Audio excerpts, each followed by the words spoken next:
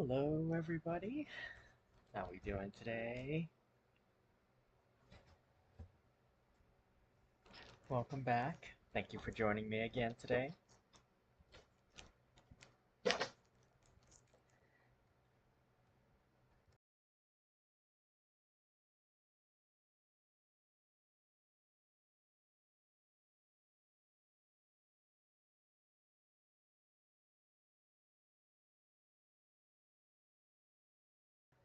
All right, everybody. Um, Today we're going to be doing chapter 10, 11, and 12. This will be part 4 of 5 planned streams to get through The Horse and His Boy. And yeah, so everybody remember what happened yesterday? Well, if you don't, go watch the VOD of yesterday's. No, I'm just kidding. A brief catch up of what had happened. Obviously, I don't want anybody to feel out of place too much if this is your first stream here, especially now that I'm actually starting to publicize these a little bit. So, yesterday, chapter 7, we switched over to Aravis's perspective after switching away from Shasta. She ran into an old friend, Lasaraline, and they basically discussed each other's lives, with Lasaraline having kind of settled into the conformity of her society and, marrying rich and all that. Um, Aravis basically asking her to help escape to Narnia. Chapter 8, In the House of the Tizrock, we have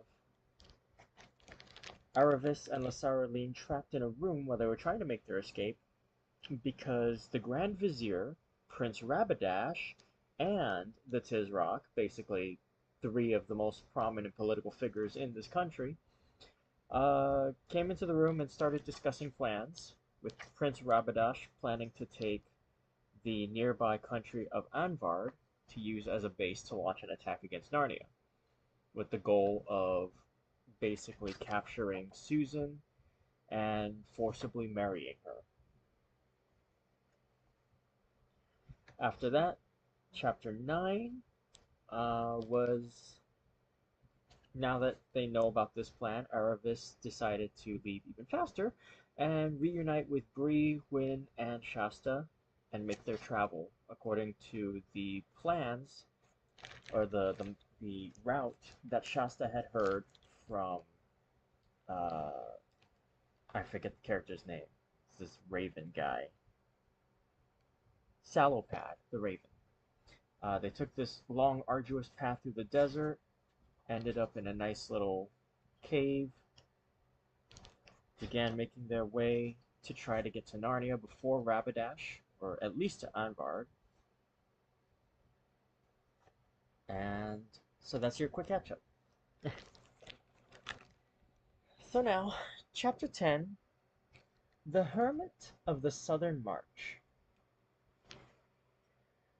After they had ridden for several hours down the valley, it widened out and they could see what was ahead of them. The river which they had been following here joined a broader river, wide and turbulent, which flowed from their left to their right towards the east. Beyond this new river a delightful country rose gently in low hills, ridge beyond ridge, to the northern mountains themselves. To the right there were rocky pinnacles, 1 or 2 of them with snows clinging to the ledges. To the left, pine-clad slopes, frowning cliffs, narrow gorges, and blue peaks stretched away as far as the eye could reach. He could no longer make out Mount Pyre. Straight ahead the mountain range sank to a wooded saddle, which of course must be the pass from Archenland into Narnia. Brrr! The north, the green north! Neighed Bree, and certainly the lower hills looked greener and fresher than anything that Aravis and Shasta, with their southern-bred eyes, had ever imagined.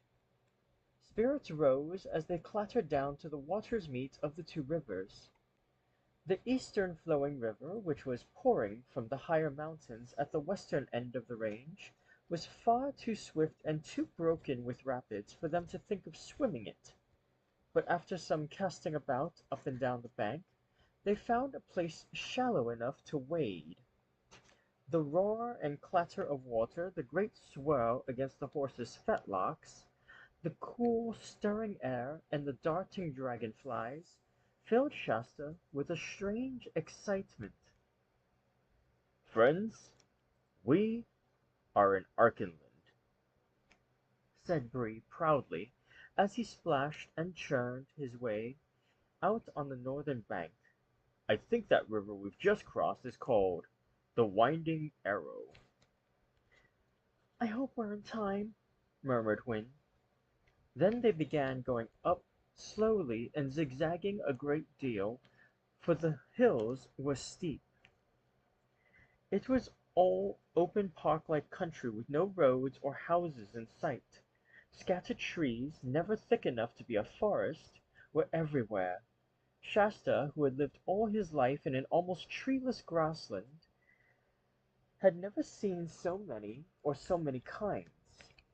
If you had been there, you would probably have known he didn't that he was seeing oaks, beeches, silver birches, rowans, and sweet chestnuts.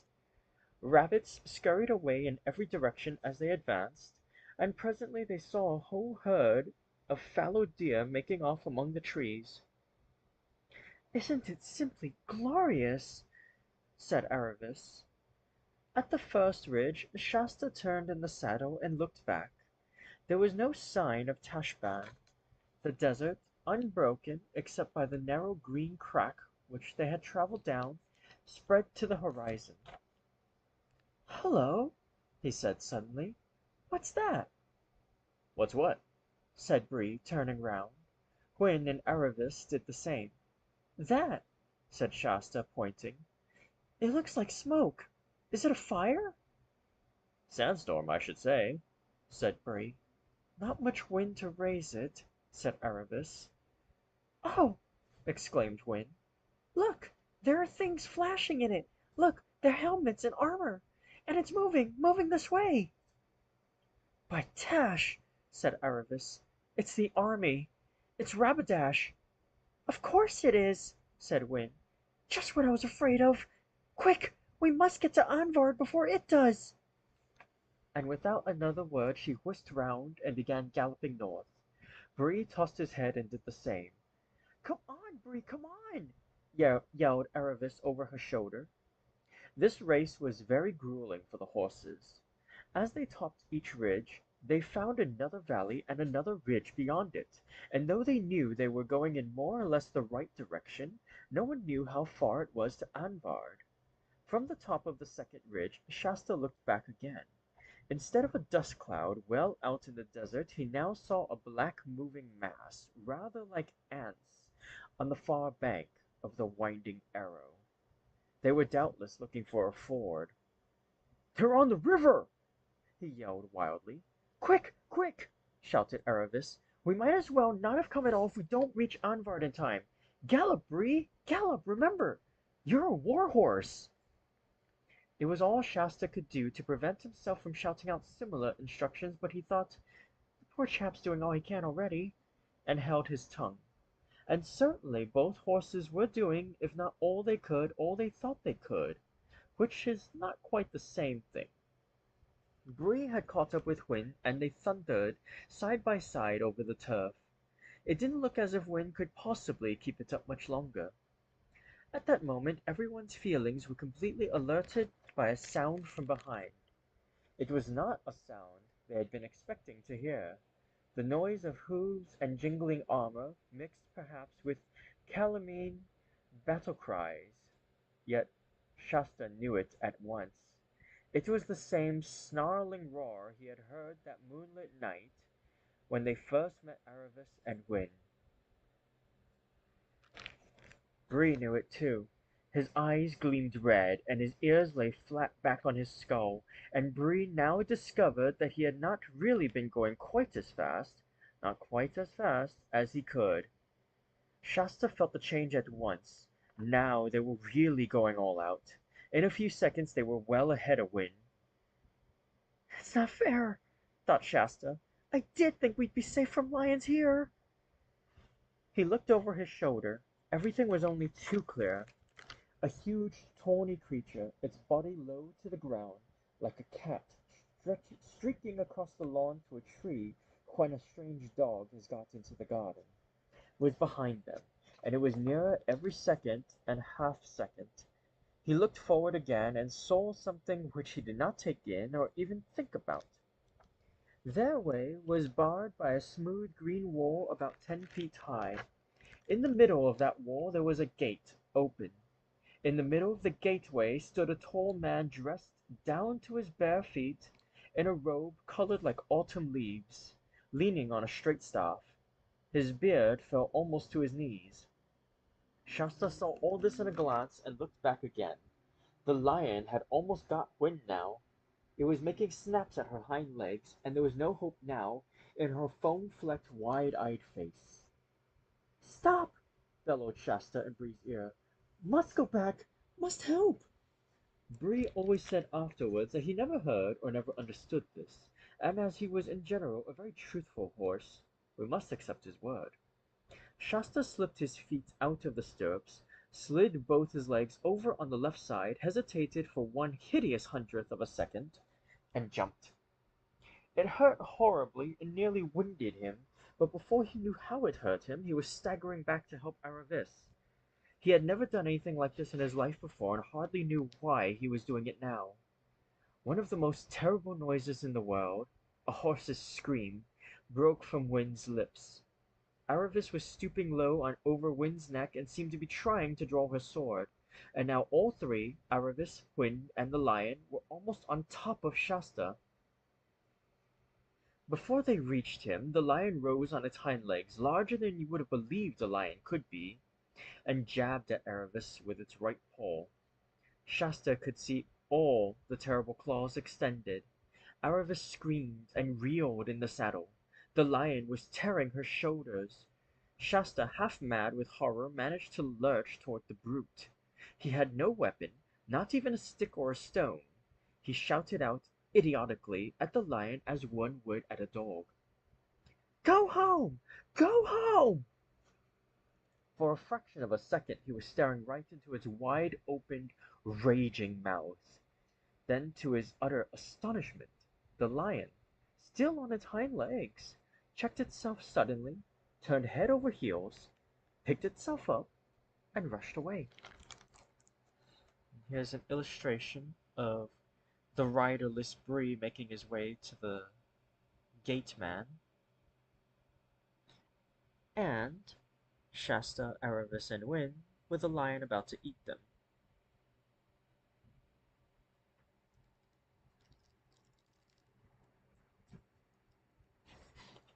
Shasta did not for a moment suppose it had gone for good. He turned and raced for the gate in the green wall, which, now for the first time, he remembered seeing. Win, stumbling, nearly fainting, was just entering the gate. Aravis still kept her seat, but her back was covered with blood. "Come in, my daughter, come in," the robed and bearded man was saying, and then, "Come in, my son," as Shasta panted up to him.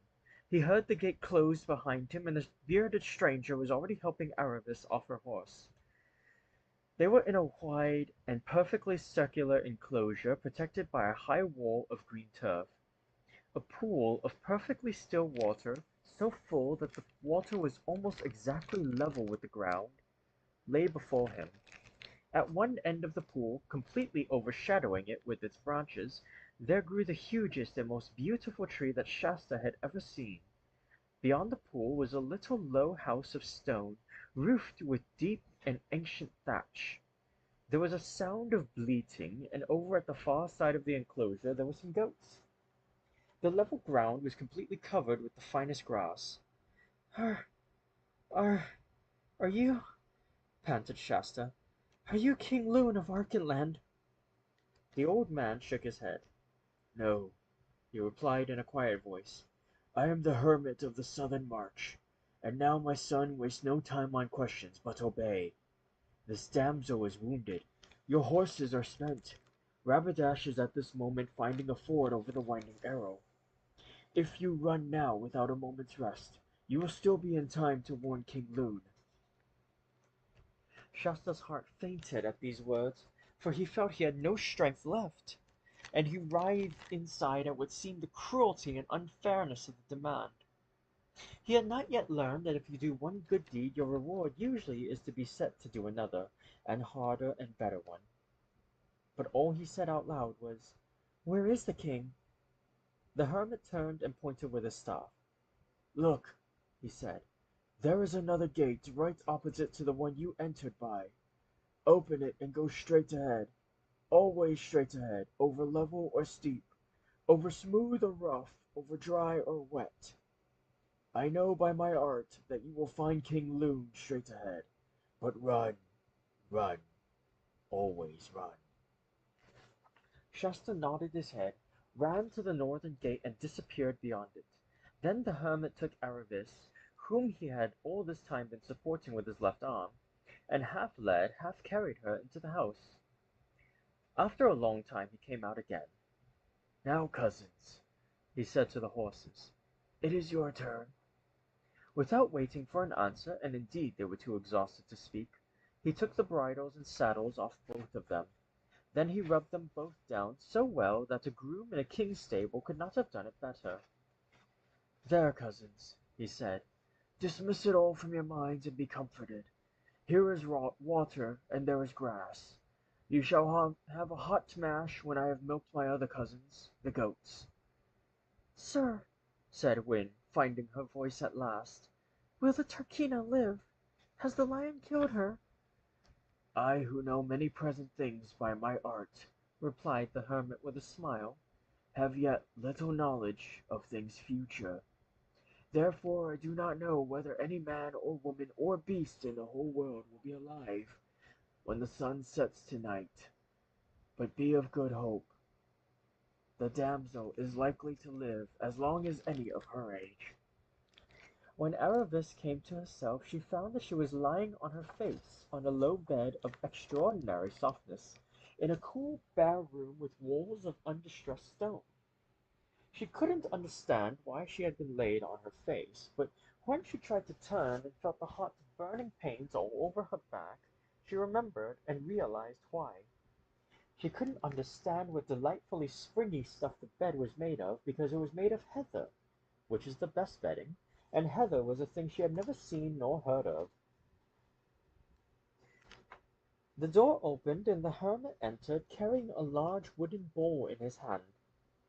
After carefully setting this down, he came to the bedside and asked, "How do you find yourself, my daughter?"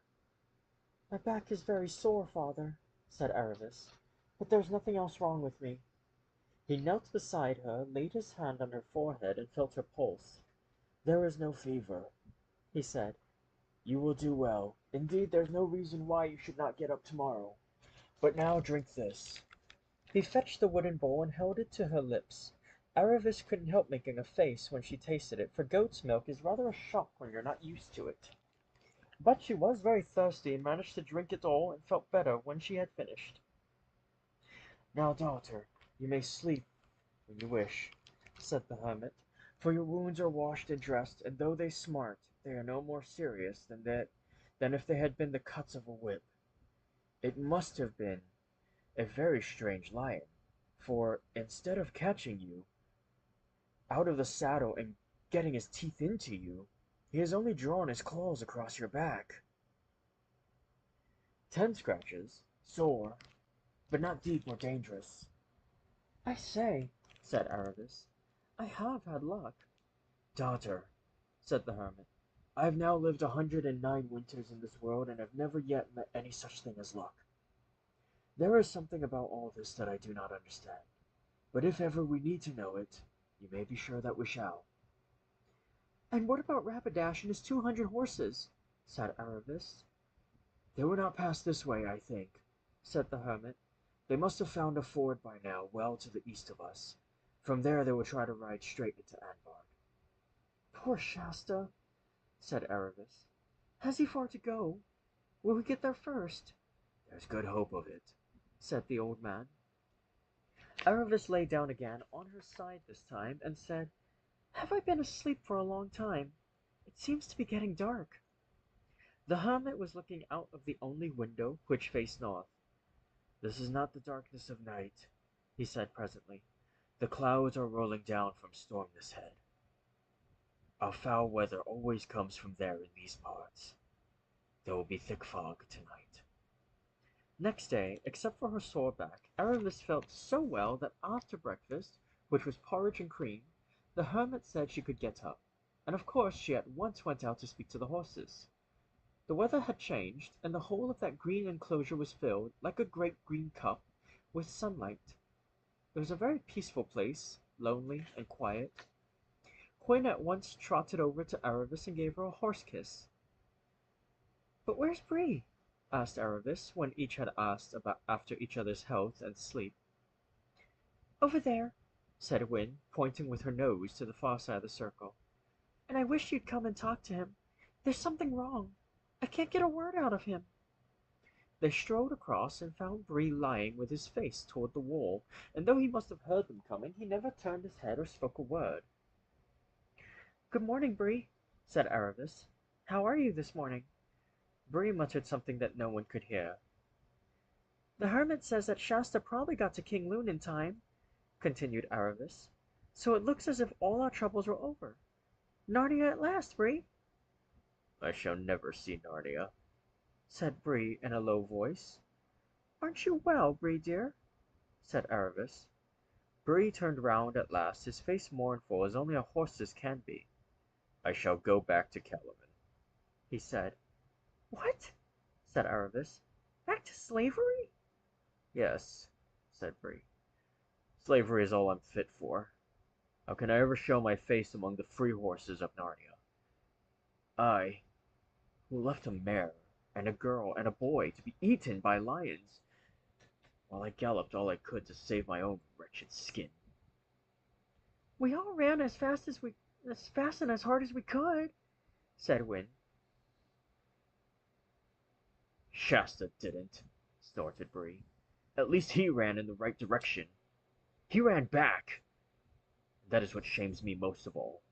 I, who called myself a war horse and boasted of 100 fights, to be beaten by a little human boy, a child, a mere fool, who had never held a sword, nor had any good nurture or example in his life." I know, said Aravis. I felt just the same. Shasta was marvelous. I'm just as bad as you, Bree. I've been snubbing him and looking down on him ever since you met us, and now he turns out to be the best of us all. But I think it would be better to stay and say we're sorry than to go back to Calaman. "It's all very well for you," said Bree. "You haven't disgraced yourself. But I've lost everything." "My good horse," said the hermit, who had approached them unnoticed because his bare feet made so little noise on the sweet dewy grass. "My good horse, you've lost nothing but your self-conceit. No, no, cousin, don't put back your ears and shake your mane at me. If you are really so humbled as you sounded a minute ago, you must learn to listen to sense. You're not quite the great horse you had come to think, from living among poor dumb horses. Of course, you were braver and cleverer than them. You could hardly help being that. It doesn't follow that you'll be anyone very special in Narnia. But as long as you know you're nobody very special, you'll be a very decent sort of horse, on the whole, and taking one thing with another. And now, if you and my other four-footed cousin will come round to the kitchen door, we'll see about that other half of the mash." Here's an illustration of Shasta running.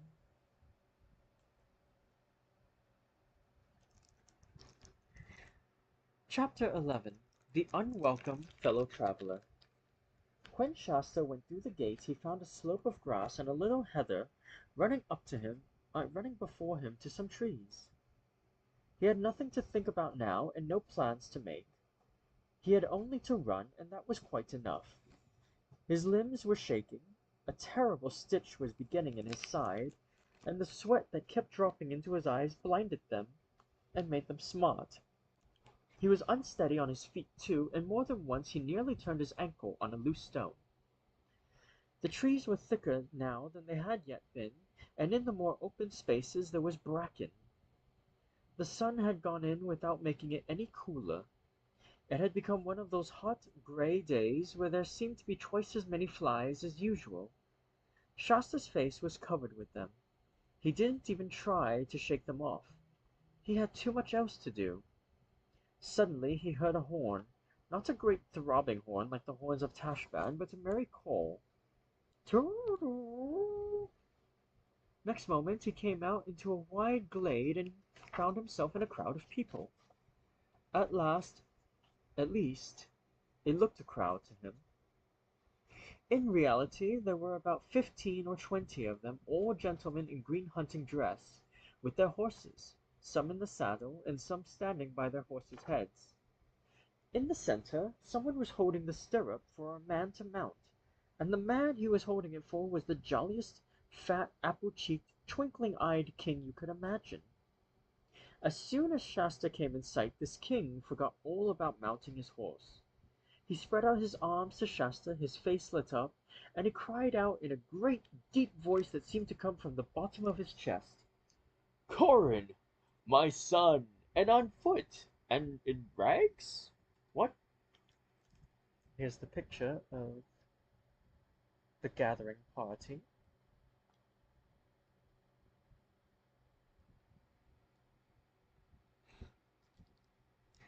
"No," panted Shasta, shaking his head. "Not Prince Corin. I I know I'm like him. Saw His Highness in Tashbaan. Sent his greetings." The king was staring at Shasta with an extraordinary expression on his face. "Are you King Loon?" gasped Shasta, and then, without waiting for an answer, "Lord King, fly! Anvard, shut the gates! Enemies upon you! Rapidash and 200 horse!" "Have you assurance of this, boy?" asked one of the other gentlemen. "My own eyes," said Shasta. "I've seen them, raced them, all the way from Tashbaan." "On foot?" said the gentleman, raising his eyebrows a little. "Horses, with the hermit," said Shasta. "Question him no more, Darin," said King Loon. "I see truth in his face. We must ride for it, gentlemen. A spare horse there for the boy. You can ride fast, friend?"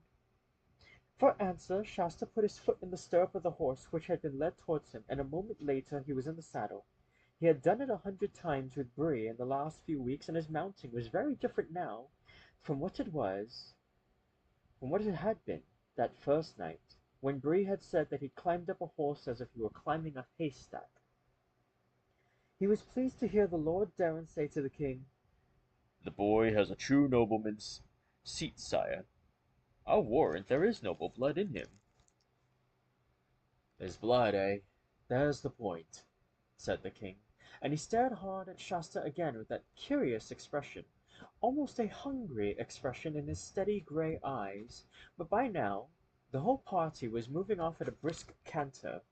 Shasta's seat was excellent, but he had sadly puzzled what to do with the reins, for he had never touched the reins while he was on Bree's back. But he looked very carefully out of the corner of his eyes to see what the others were doing, as some of us have done at parties when we aren't quite sure which knife or fork we're meant to use, and tried to get his fingers right. But he didn't dare to try really directing the horse. He trusted it would follow the rest. The horse was, of course, an ordinary horse, not a talking horse, but it had quite wits enough to realize that the strange boy on his back had no whip and no spurs, and was not really master of the situation. That was why Shasta soon found himself at the tail end of the procession.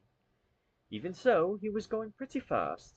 There were no flies now, and the air in his face was delicious. He had got his breath back, too. And his errand had succeeded. For the first time since the arrival at Tashbaan, how long ago it seemed, he was beginning to enjoy himself. He looked up to see how much nearer the mountain tops had come. To his disappointment he could not see them at all, only a vague grayness rolling down towards them. He had never been in mountain country before, and was surprised. "It's a cloud," he said to himself. "A cloud coming down." I see. Up here in the hills, one really is in the sky. I shall see what the inside of a cloud is like. What fun! I've often wondered. Far away on his left and a little behind him, the sun was getting ready to set.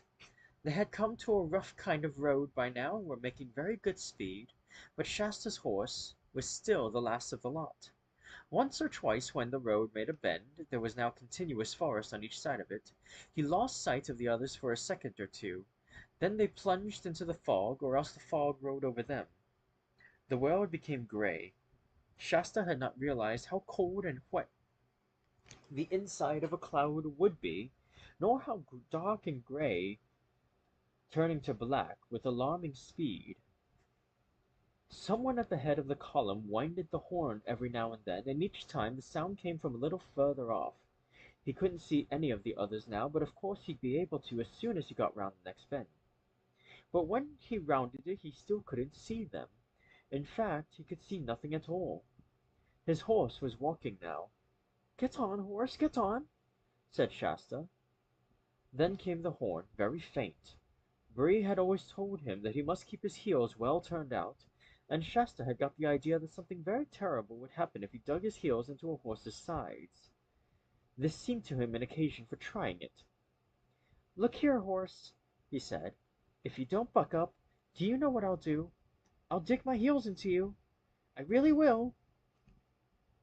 The horse, however, took no notice of this threat, so Shasta settled himself firmly in the saddle, gripped with his knees, clenched his teeth, and punched both the horse's sides with his heels as hard as he could. The only result was that the horse broke into a kind of pretense of a trot for 5 or 6 paces, and then subsided into a walk again. And now it was quite dark, and they seemed to have given up blowing that horn. The only sound was a steady drip drip from the branches of the trees. "Well, I suppose even a walk will get us somewhere sometime," said Shasta to himself. "I only hope I shan't run into Rapidash and his people." He went on for what seemed a long time, always at a walking pace. He began to hate that horse, and he was also beginning to feel very hungry. Presently he came to a place where the road divided into two. He was just wondering which led to Anvard when he was startled by a noise from behind him. It was the noise of trotting horses. "Rapidash!" thought Shasta. He had no way of guessing which road Rapidash would take. "But if I take one," said Shasta to himself, "he may take the other, and if I stay at the crossroads I'm sure to be caught." He dismounted and led his horse as quickly as he could along the right-hand road. The sound of the cavalry grew rapidly nearer, and in a minute or two Shasta realized they were at the crossroads. He held his breath, waiting to see which way they would take. There came a low word of command. "Halt!" Then a moment of horsey noises, nostrils blowing, hooves pawing, bits being champed, necks being patted. Then a voice spoke. "Attend, all of you," it said. "We are now within a furlong of the castle. Remember your orders. Once we are in Narnia, as we should be by sunrise, you are to kill as little as possible. On this venture you are to regard every drop of Narnian blood as more precious than a gallon of your own. On this venture, I say. The gods will send us a happier hour, and then you must leave nothing alive between Cair Paravel and the Western Waste. But we are not yet in Narnia. Here in Archenland it is another thing. In the assault on this castle of King Lune's, nothing matters but speed. Show your mettle. It must be mine within an hour. And if it is, I give it all to you. I reserve no booty for myself. Kill me every barbarian male within its walls, down to the child that was born yesterday, and everything else is yours to divide with as you please. The women, the gold, the jewels, the weapons, and the wine. The man that I see hanging back when we come to the gates shall be burned alive. In the name of Tash, the irresistible, the inexorable, forward!" With a great clippity-clop the columns began to move, and Shasta breathed again. They had taken the other road. Shasta thought they took a long time going past, for though he had been talking and thinking about 200 horse all day, he had not realized how many they really were. But at last the sound died away, and once more he was alone amid the drip drip from the trees. He now knew the way to Anvard, but of course he could not now go there. That would only mean running into the arms of Rabadash's troopers. "What on earth am I to do?" said Shasta to himself. But he remounted his horse and continued along the road he had chosen, in the faint hope of finding some cottage where he might ask for shelter and a meal. He had thought, of course, of going back to Erebus and Bree and Gwyn at the hermitage, but he couldn't, because by now he had not the least idea of the direction. "After all," said Shasta, "this road is bound to get somewhere." But that all depends on what you mean by somewhere. The road kept on going to somewhere in the sense that it got to more and more trees, all dark and dripping, and to colder and colder air. And strange icy winds kept blowing the mist past him, though they never blew it away. If he had been used to mountain country, he would have realized that this meant he was now very high up, perhaps right at the top of the pass. But Shasta knew nothing about mountains. "I do think," said Shasta, "that I must be the most unfortunate boy that ever lived in the whole world. Everything goes right for everyone except me. Those Narnian lords and ladies got safe away from Tashban. I was left behind. Aravis and Bree and Wynn are all as snug as anything with that old hermit. Of course I was the one who was sent on. King Loon and his people must have got safely into the castle and shut the gates long before Rapidash arrived, and I get left out." And being very tired and having nothing inside him, he felt so sorry for himself that the tears rolled down his cheeks. What put a stop to all this was a sudden fright. Shasta discovered that someone, or somebody, was walking beside him. It was pitch dark and he could see nothing, and the thing, or person, was going so quietly that he could hardly hear any footfalls. What he could hear was breathing. His invisible companion seemed to breathe on a very large scale, and Shasta got the impression that it was a very large creature, and he had come to notice this breathing so gradually that he had really no idea how long it had been there. It was a horrible shock. It darted into his mind that he had heard long ago that there were giants in the northern country. He bit his lip in terror, but now that he really had something to cry about, he stopped crying. The thing, unless it was a person, went on beside him so very quietly that Shasta began to hope he had only imagined it. But just as he was becoming quite sure of it, there suddenly came a deep, rich sigh out of the darkness beside him. That couldn't be imagination. Anyway, he had felt the hot breath of that sigh on his chilly left hand. If the horse had been any good, or if he had known how to get any good out of the horse, he would have risked everything on a breakaway and a wild gallop. But he knew he couldn't make that horse gallop, so he went on at a walking pace, and the unseen companion walked and breathed beside him. At last he could bear it no longer. "Who are you?" he said, scarcely above a whisper. "One who has waited long for you to speak," said the thing. His voice was not loud, but very large and deep. "Are you a giant?" asked Shasta. "You might call me a giant," said the large voice, "but I am not like the creatures you call giants." "I can't see you at all," said Shasta, after staring very hard. Then, for an even more terrible idea had come into his head, he said, almost in a scream, "You're not something dead, are you? Oh, please, please don't go away. What harm have I ever done to you? Oh, I am the unluckiest person in the whole world." Once more he felt the warm breath of the thing on his hand and face. "There," It said. "that is not the breath of a ghost. Tell me your sorrows." Shasta was a little reassured by the breath, so he told how he had never known his real father or mother, and had been brought up sternly by the fishermen, And then he told the story of his escape and how they were chased by lions and forced to swim for their lives, and of all their dangers in Tashbaan and about his night among the tombs, and how the beasts howled at him out of the desert. And he told about the heat and the thirst of their desert journey and how they were almost at their goal when another lion chased them and wounded Aravis. And also how very long it has been since he had had anything to eat. I do not call you unfortunate, Said the large voice. Don't you think it was bad luck to meet so many lions? Said Shasta. there was only one lion. Said the voice. What on earth do you mean? I've just told you there were at least two the first night, and There was only one, but he was swift of foot. how do you know?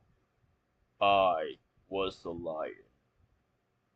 And as Shasta gasped with open mouth and said nothing, the voice continued. I was the lion who forced you to join with Erebus.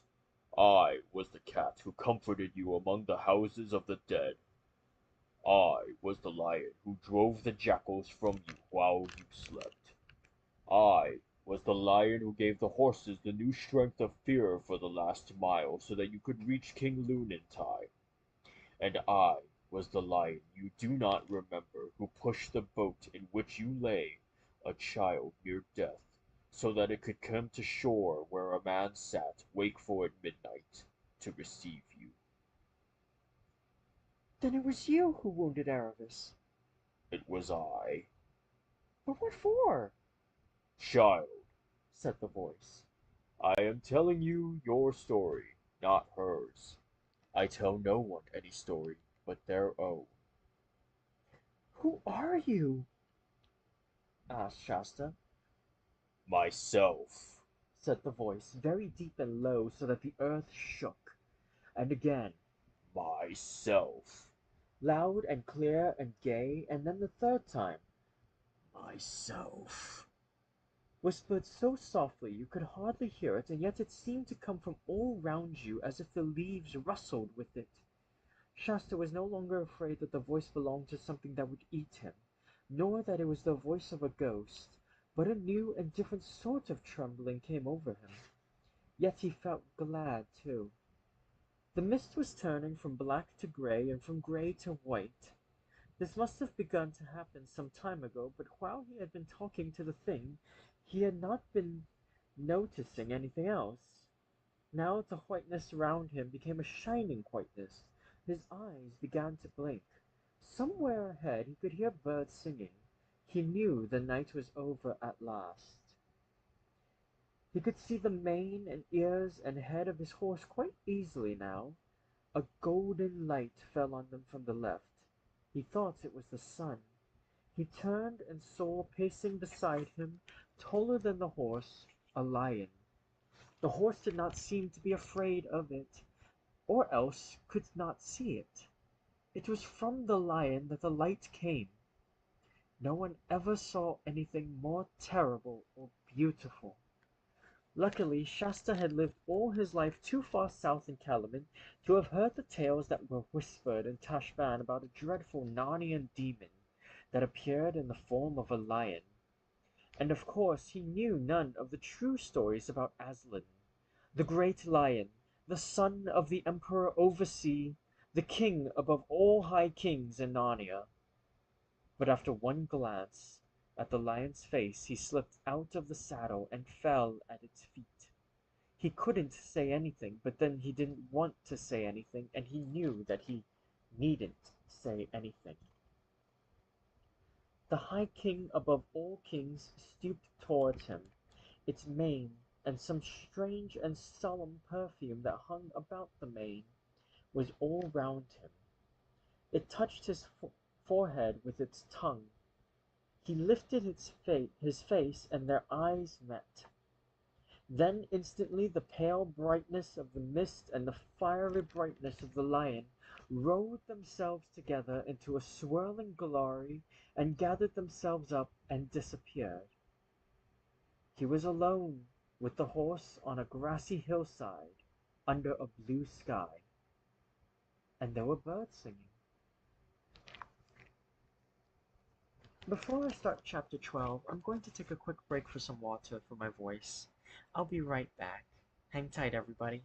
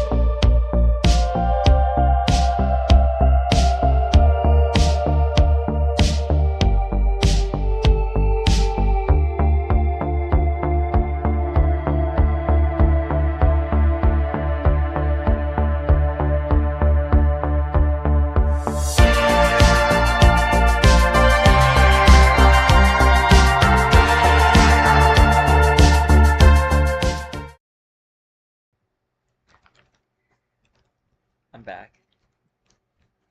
And now, the last chapter for today. Chapter 12, Shasta in Narnia. Was it all a dream? Wondered Shasta. But it couldn't have been a dream, for there in the grass before him he saw the deep, large print of the lion's front right paw. It took one's breath away to think of the weight that could make a footprint like that. But there was something more remarkable than the size about it. As he looked at it, water had already filled the bottom of it. Soon it was full to the brim, and then overflowing, and a little stream was running downhill, past him, over the grass. Shasta stooped and drank, a very long drink, and then dipped his face in and splashed his head. It was extremely cold and clear as glass, and refreshed him very much. After that he stood up, shaking the water out of his ears and flinging the wet hair back from his forehead, and began to take stock of his surroundings. Apparently it was still very early morning. The sun had only just risen, and it had risen out of the forest, which he saw low down and far away on his right. The country which he was looking at was absolutely new to him. It was a green valley land, dotted with trees through which he caught the gleam of a river that wound away roughly to the northwest. On the far side of the valley there were high and even rocky hills, but they were lower than the mountains he had seen yesterday. Then he began to guess where he was. He turned and looked behind him and saw that the slope on which he was standing belonged to a range of far higher mountains. "I see," said Shasta to himself. "Those are the big mountains between Archenland and Narnia. I was on the other side of them yesterday. I must have come through the pass in the night. What luck that I hit it! At least, it wasn't luck at all, really. It was him. And now I'm in Narnia." He turned and unsaddled his horse and took off its bridle. "Though you are a perfectly horrid horse," he said. It took no notice of this remark, and immediately began eating grass. That horse had a very low opinion of Shasta. "I wish I could eat grass," thought Shasta. "It's no good going back to Anvard, it'll all be besieged. I'd better get lower down into the valley and see if I can get anything to eat." So he went on downhill. The thick dew was cruelly cold to his bare feet, till he came to a wood. There was a kind of track running through it, and he had not followed this for many minutes when he heard a thick and rather wheezy voice saying to him, Good morning, neighbor. Shasta looked round eagerly to find the speaker, and presently saw a small prickly person with a dark face who had just come out from among the trees. At least it was small for a person, but very big indeed for a hedgehog, which was what it was. "Good morning," said Shasta, "but I'm not a neighbor. In fact, I'm a stranger in these parts." Huh? Said the hedgehog inquiringly. "I've come over the mountains, from Archenland, you know." Ah, Arkenland. Said the hedgehog. That's a terrible long way. Never been there myself. "And I think perhaps," said Shasta, "someone ought to be told there's an army of savage Calamines attacking Anvard at this very moment." You don't say so, answered the hedgehog. But think of that. And they do say that Kalaman is hundreds of thousands of miles away, right at the world's end, across a great sea of sand. "It's not nearly as far as you think," said Shasta. "And oughtn't something to be done about this attack on Anvard? Oughtn't your High King to be told?" Certain sure something ought to be done about it, said the hedgehog. but you see, I'm just on my way to bed for a good day's sleep. Hello, neighbor. The last words were addressed to an immense biscuit-colored rabbit, whose head had just popped up from somewhere beside the path. The hedgehog immediately told the rabbit what it had just learned from Shasta. The rabbit agreed that this was very remarkable news, and that somebody ought to tell someone about it with a view of doing something. And so it went on. Every few minutes they were joined by other creatures, some from the branches overhead, and some from little underground houses at their feet, till the party consisted of 5 rabbits, a squirrel, 2 magpies, a goat-foot fawn, and a mouse, who all talked at the same time and all agreed with the hedgehog. For the truth was that in that golden age, when the witch in the winter had gone, and Peter the High King ruled at Cair Paravel, the smaller woodland people were so safe and happy that they were getting a little careless. Presently, however, 2 more practical people arrived in the little wood. One was a red dwarf, whose name appeared to be Duffel. The other was a stag, a beautiful lordly creature with wide, liquid eyes, dappled flanks, and legs so thin and graceful they looked as if you could break them with 2 fingers. Lion alive! Roared the dwarf as soon as he had heard the news.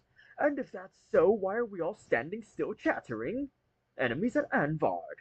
News must be sent to Cair Paravel at once. The army must be called out. Narnia must go to the aid of King Loon. Oh, said the hedgehog, but you won't find the High King at the Cair. He's away at the north, trouncing those giants. Talking of giants, neighbors, that puts me in mind. We'll take our message, interrupted the dwarf. Anyone here got more speed than me? I've got speed, said the stag. What's my message? How many Calamines? 200, under Prince Rabadash, and but the stag was already away, all 4 legs off the ground at once, and in a moment its white stern had disappeared among the remoter trees. "Wonder where he's going," said a rabbit. "He won't find the High King at Cair Paravel, you know."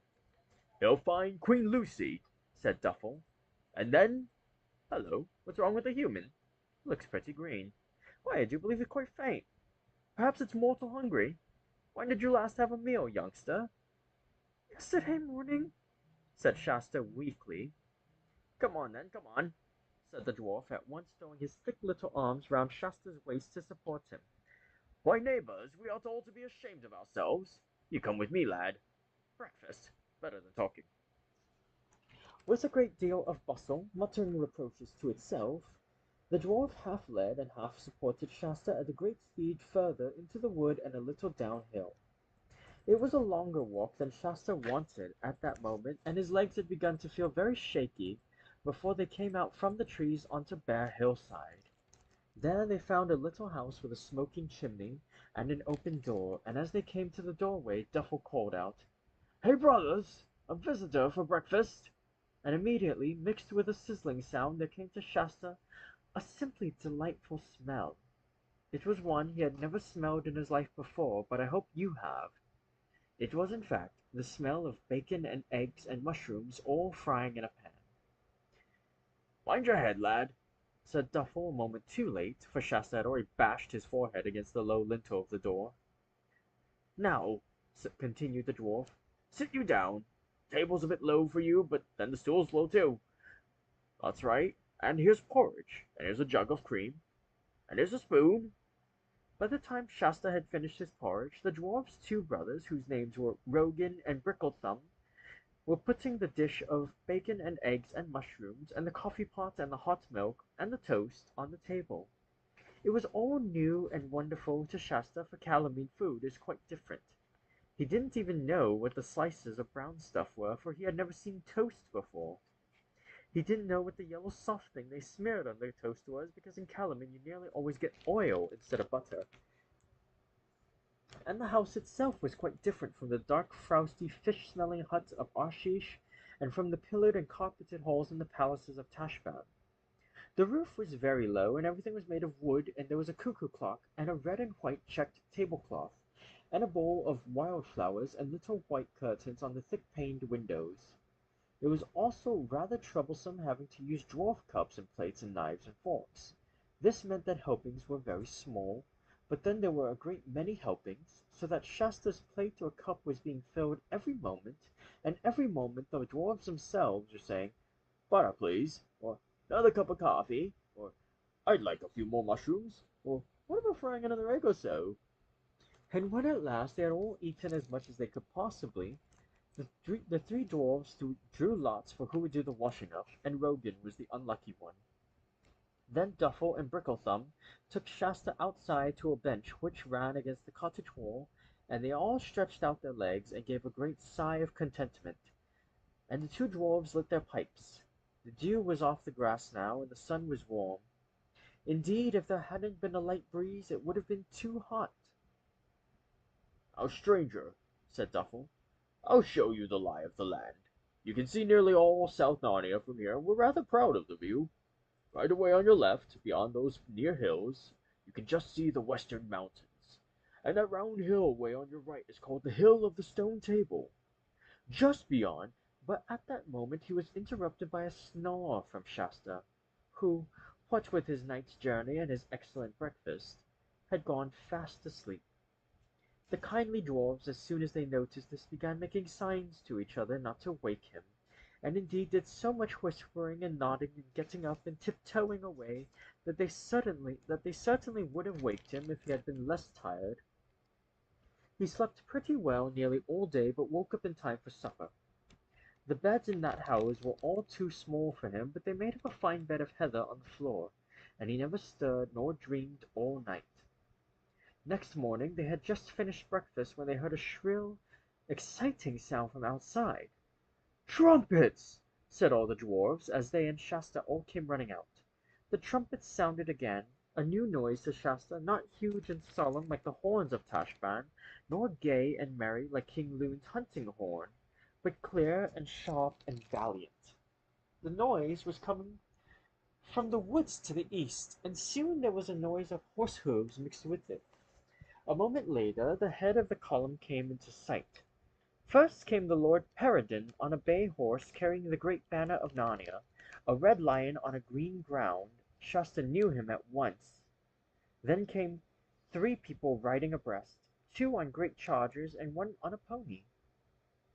The two on the chargers were King Edmund and a fair-haired lady with a very merry face, who wore a helmet and mail shirt, and carried a bow across her shoulder and a quiver full of arrows at her side. "The Queen Lucy," whispered Duffel. But the one on the pony was Corin. After that came the main body of the army, men on ordinary horses, men on talking horses, who didn't mind being ridden on proper occasion, as when Narnia went to war, centaurs, stern, hard-bitten bears, great talking dogs, and last of all, 6 giants. For they are good giants in Narnia, but though he knew they were on the right side, Shasta at first could hardly bear to look at them. There are some things that take a lot of getting used to. Here's the illustration of the procession, starting with the giants in the back, leading all the way to Peregrine, Edmund, and Lucy.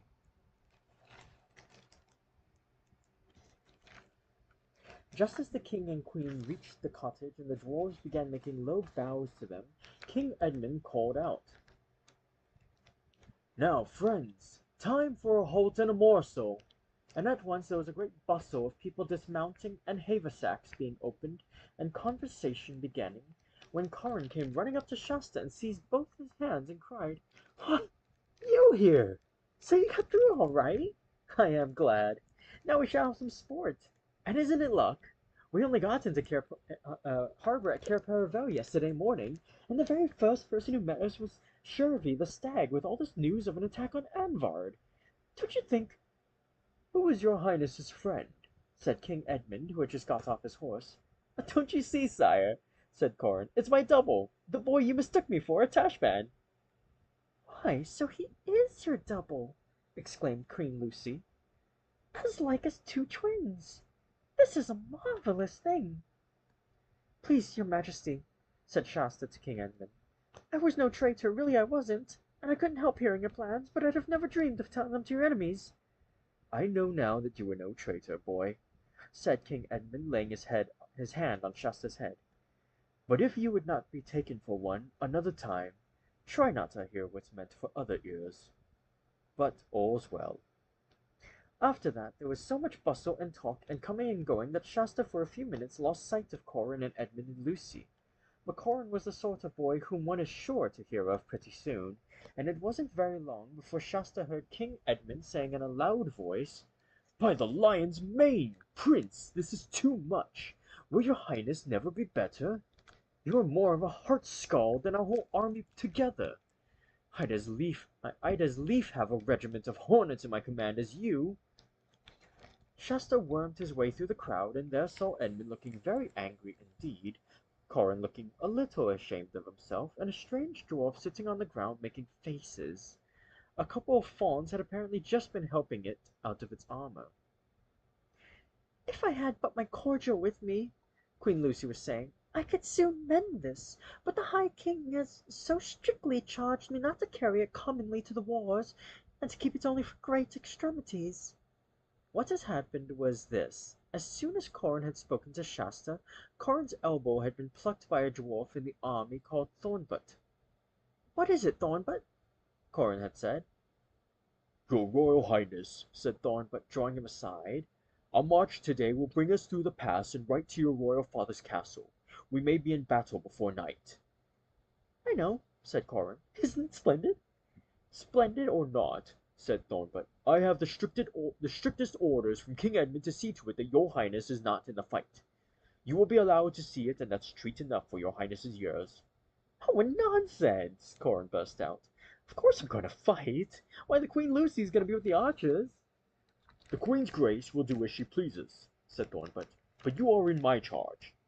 Either I must have your solemn and princely word that you'll keep your pony beside mine and not half a neck ahead, till I give your highness leave to depart, or else, it is his majesty's word, we must go with our wrists tied together like two prisoners."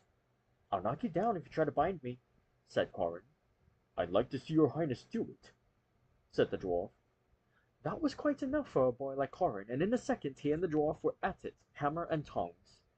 It would have been an even match, for though Corin had longer arms and more height, the dwarf was older and tougher. But it was never fought out. That's the worst of fights on a rough hillside, for by very bad luck Thornbutt trod on a loose stone, came flat down upon his nose, and found that when he tried to get up he had sprained his ankle. A real excruciating sprain, which would keep him from walking or riding for at least a fortnight. "See what your highness has done," said King Edmund. "Deprived us of a proven warrior on the very edge of battle." "I'll take his place, sire," said Corin. "Pshaw!" said Edmund. "No one doubts your courage, but a boy in battle is a danger only to his own side." At that moment the king was called away to attend to something else, and Corin, after apologizing handsomely to the dwarf, rushed up to Shasta and whispered, "Quick! There's a spare pony now in the dwarf's armor. Put it on before anyone notices." "What for?" said Shasta. "Why, so that you and I can fight in the battle, of course. Don't you want to?" "Oh, yes, of course," said Shasta, but he hadn't been thinking of doing so at all, and began to get a most uncomfortable, prickly feeling in his spine. That's right, said Corn. Over your head. Now the sword belt. But we must ride near the tail of the column and keep as quiet as mice. Once the battle begins, everyone will be far too busy to notice us. And thus we reach the end of chapter 12. And that's the end of our chapters for today. But don't worry, my friends. Tomorrow will be our final stream on The Horse and His Boy, where we'll read the rest of the chapters 13, 14, and 15. To give you a little teaser, chapter 13 is titled The Fight at Anvard, so it looks like we're diving right into it from there tomorrow. Let's see. Announcements. Do I have any announcements? I don't think I do, except that tomorrow is going to be, as I said, concluding The Horse and His Boy. Tomorrow I'll also go ahead and make a poll as to what story you guys want to see next. And, yeah, I don't really have much else at this point to announce. I'm only 4 streams in and I'm trying to think of announcements to make. How silly of me. I think there's some stuff I'm thinking about, but I'll keep that card to my chest for now. But just know I am thinking of things. I am thinking of ways to sort of punch up this stream of mine, this little nothing of this little nobody, but only for now am I a nobody.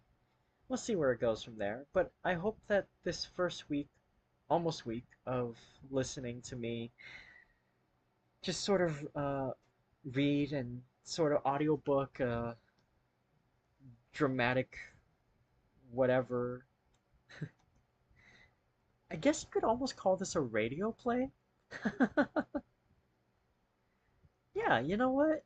For the sake of making myself sound a little more important, yeah, this has been a radio play, don't you think? So I hope if you've been, listening actively, if you've been just using this to sort of have something in the background, I hope you've enjoyed it, whatever you've used it for. And I very much look forward to seeing you all again tomorrow. Um, so yeah, I wish I had more to yammer on about, but I don't at this moment. Akasupa, I love the radio.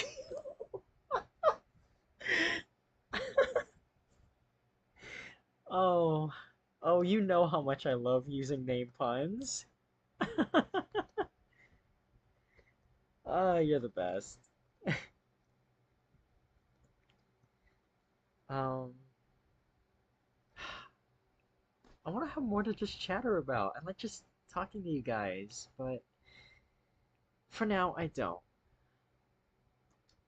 Later down the road, though, maybe I will. So, in the meantime, uh, till next time we meet, make sure to eat well, stay hydrated, make sure to get good rest, and as always, unshrimp yourselves.